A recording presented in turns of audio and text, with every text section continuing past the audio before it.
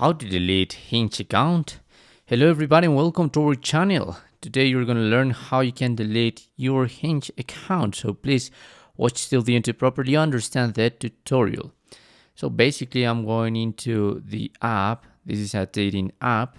So perhaps you have uploaded some photos, info about you, and you don't want to belong to this app anymore. So at the bottom of your screen, you're gonna have 5 different options. Just tap on the last one, that's your profile. And here you have the option to scroll down and go into settings, okay?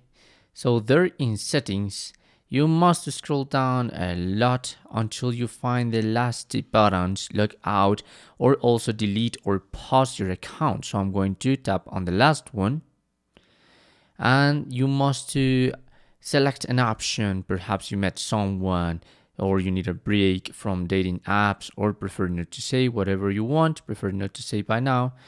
And this is optional. So do you want to have a pause or delete your account permanently? So I'm going to delete it permanently. And are you sure? Once you tap here on confirm delete, there is no going back. So your account will be permanently deleted. And that's how you can delete your Hinge account.